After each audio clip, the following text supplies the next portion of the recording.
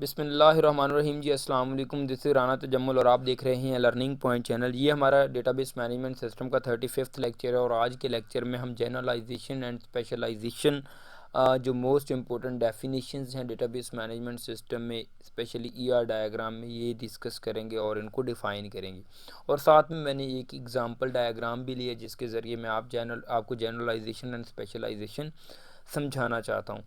तो प्लीज़ इस लेक्चर को स्टार्ट करने से पहले आपसे एक रिक्वेस्ट है कि मेरे चैनल को ज़रूर सब्सक्राइब करें, इस वीडियो को लाइक करें और कमेंट भी ज़रूर करें, क्योंकि इससे पहले भी मैंने अटैम्प्ट की लेक्चर को रिकॉर्ड करने की, लेकिन अनफॉर्चुनेटली मुझसे रिकॉर्डिंग स्टार्ट नहीं हुई थी, तो मैं दोबारा इस लेक्चर को रिकॉर्ड कर रहा हूँ। सो बहुत ज़्यादा एफ़र्ट लगती है, सो आप लोगों की सपोर्ट की बहुत ज़रूरत है। आप लोग अगर सब्सक्राइब करते हैं, कमेंट करते हैं तो बहुत अच्छा लगता है और ज़्यादा से ज़्यादा लेक्चर्स अपलोड करने का दिल करता है। आपके जो दोस्त होते हैं या बहन भाई होते हैं उनकी हेल्प हो जाती है। सो आप इस चैनल को ज़रूर सब्सक्राइब करें। सो मूव करते हैं toward the lecture generalization and specialization की तरफ के क्या होता है। तो आपको जैसा कि नेम सुगेस्ट कर रहा होगा, जनरलाइजेशन जनरल वर्ड का आपको पता होगा, स्पेशलाइजेशन में स्पेशल वर्ड का आपको पता होगा कि जनरल में क्या होता है और स्पेशल में क्या होता है। सो मैं मूव करूंगा डेफिनेशन की तरफ जनरलाइजेशन की, देन विद एग्जांपल आप लोगों को ये आइडिया क्लियर करूंगा। आई होप आपको 100% समझ आने वाली है। सो जनरलाइजेशन की तरफ मूव करते हैं, देखते हैं कि जनरलाइजेशन क्या है। जनरलाइजेशन में जैसा कि मैंने बताया, जनरल वर्ड का आपको आइडिया होगा कि जनरल का मतलब होता है एक टॉप पे जो अप्रोच होते हैं उसको जनरल करते हैं। जैसे कि टॉपिक होता है वो जनरल टॉपिक होता है और फिर हम उसमें स्पेसिफिक की तरफ मूव करते हैं। एक छोटी सी एग्जांपल देता हूँ, जैसे कि मेरी स्पेशलाइजेशन डीप लर्निंग में है, ठीक है। अगर हम जनरलाइजेशन की बात करेंगे, जनरल की बात करेंगे, तो जनरली कंप्यूटर साइंस मेरी फील्ड है, लेकिन स्पेशलाइजेशन या स्पेशली मैं किस चीज़ के लिए, मतलब कि मेरा को टॉपिक क्या है, तो वो क्या है, डीप लर्निंग है। सो इसी तरह हमारे पास जो जनरल में हम कह सकते हैं कि जितने भी ह्यूमंस हैं, जितने भी इंसान हैं, ये ह्यूमन कैटेगरी में आते हैं। अगर हम बात करें स्टूडेंट, तो स्टूडेंट उसमें स्पेशलाइजेशन आ जाती है, एम्प्लॉय उसमें स्पेशलाइजेशन आ जाती है, या लायर जो है उसमें स्पेशलाइजेशन आ जाती है। समझ रहे हैं आप मेरी बात को? जनरलाइजेशन में चीज़ मतलब कि जनरल होती है, जैसे कि मैंने अपनी फील्ड का बताया कि कंप्यूटर साइंस मेरी जनरली मैं जो है कंप्यूटर साइंटिस्ट हूँ। अगर स्पेशलाइजेशन मेरी देखें तो वो किस में है, डीप लर्निंग में।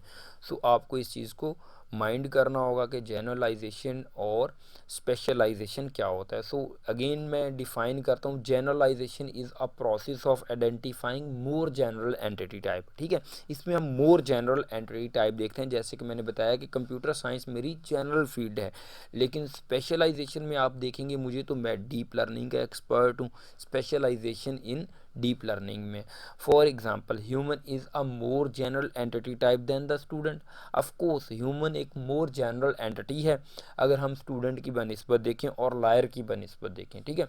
The entity type human contains attribute that are more general, ठीक है, than the other two entity type. कहता है ह्यूमन की जो एंटिटी एट्रीब्यूट्स होंगे वो मोर जनरल होंगे देन किसके, स्टूडेंट और लायर के। जैसे कि एक ह्यूमन है, ह्यूमन का नेम ज़रूर होगा, ठीक है, ह्यूमन का एड्रेस होगा, ह्यूमन की एज होगी, लेकिन जो स्टूडेंट है ना, स्टूडेंट में जो स्पेसिफिक एट्रीब्यूट होंगे, जैसे कि रोल नंबर है, मार्क्स है, ग्रेड है।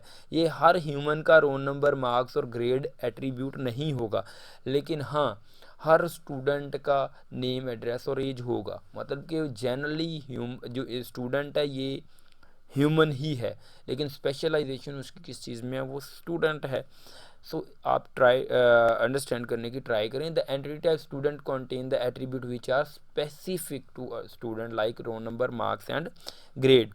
सो यहाँ पे ये बात हमें समझ आती है कि जनरलाइजेशन में मोर जनरल एंटिटी होती है और स्पेशलाइजेशन में हम स्पेसिफिक रहते हैं कि वो स्पेशलाइजेशन उसकी या स्पेशल उसमें क्या है। जैसे कि ह्यूमन एक जनरलाइजेशन एंटिटी है, ह्यूमन को अगर फर्दर हम देखें तो वो स्टूडेंट हो सकता है, एक लायर हो सकता है, एक एम्प्लॉय हो सकता है, उस सब के अपने अपने एट्रीब्यूट होंगे, ठीक है। जैसे कि specialization is a process of identifying more specific entity, उसमें मोर जनरल एंटिटी टाइप देखते थे, इसमें स्पेशलाइजेशन में मोर स्पेसिफिक एंटिटी टाइप देखते हैं। For example student and lawyer are the more specific entity type than the human, right. जैसे कि एक डायग्राम में समझाया हुआ है कि हमारे पास ह्यूमन है, ह्यूमन के एट्रीब्यूट क्या है, एड्रेस है, नेम है और ईमेल।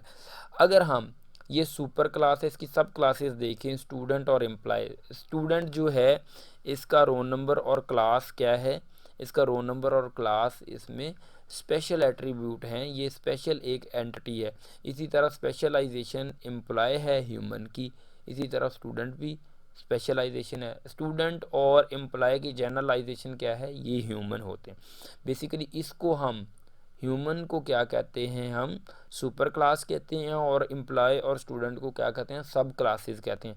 इससे ऊपर जिस बुक को मैं फॉलो कर रहा हूँ, सुपर क्लास और सब क्लास की भी डेफिनेशन थी, आप इस एग्जाम्पल से रिलेट कर पाते हैं कि हमारे पास सुपर क्लास जैसे कि ह्यूमन है और सब क्लासेस जैसे कि स्टूडेंट और एम्प्लॉय है, इसको इस ये शेप जो है इससे ज़ाहिर करते हैं, ये आप इसको डिफ़ाइन कर सकते हैं अगर आ जाए तो। लेकिन ये पेपर में जनरलाइजेशन और स्पेशलाइजेशन का क्वेश्चन आ जाता है, super type and sub type भी कभी कभी पूछा जाता है। So you have to know कि हमारे पास स्टूडेंट जो ह्यूमन है ये क्या है, हमारे पास सुपर क्लास है, एम्प्लॉय और स्टूडेंट हमारे पास सब क्लासेस हैं। आपको बताने का मतलब ये है कि अगर डेफिनेशन आ जाती है तो कुछ ना कुछ आप लिख पाएँ और मार्क्स मिल जाएंगे इंशाल्लाह। सो जो नेक्स्ट हमारे पास ये थर्ड चैप्टर जिस बुक को मैं फॉलो कर रहा हूँ उसका ख़त्म हो चुका है, उसमें जो नेक्स्ट दिया हुआ है कुछ प्रोजेक्ट टाइप दिया है, मैं आपको दिखाता हूँ। मतलब कि ईआर जो डायग्राम है इसकी कुछ प्रोजेक्ट्स छोटे छोटे दिए हैं जिसमें स्टेटमेंट्स दिए हैं और उनको आगे फर्दर उन्होंने ड्रा किया। अब क्वेश्चन स्टूडेंट्स को ये करना चाहिए, ये मैनी टू मैंडेटरी मैनी कब आना चाहिए, ऑप्शनल मैनी कब आना चाहिए, मैंडेटरी वन कब आना चाहिए, ये साइंस कैसे लगेंगी, कब लगेंगी। अगर आप ये प्रोजेक्ट वन प्रोजेक्ट टू, यहाँ पे 8-9 प्रोजेक्ट दिए गए हैं, छोटे छोटे प्रोजेक्ट, फिर इस तरह स्किल्स को इन्हांस करते हुए थोड़े बड़े प्रोजेक्ट्स ये विद स्टेटमेंट जैसे कि एग्ज़ाम में आता है, और एग्ज़ाम पॉइंट ऑफ व्यू से ये इम्पोर्टेंट भी है। 5 नंबर 10 नंबर का क्वेश्चन आ जाता है मोस्टली। अगर आप मुझसे ये करना चाह रहे हैं तो आप मुझे कांटेक्ट कर सकते हैं, मेरी टीम से आप कांटेक्ट कर सकते हैं, मेरी टीम आपको जो है रिस्पॉन्स बैक करेगी। मैं इस पर अलग से वीडियो बना के रखूँगा, अगर किसी को ये चाहिए होगी तो इसका लिंक वो गेट कर सकता है, कांटेक्ट वो कर सकता है।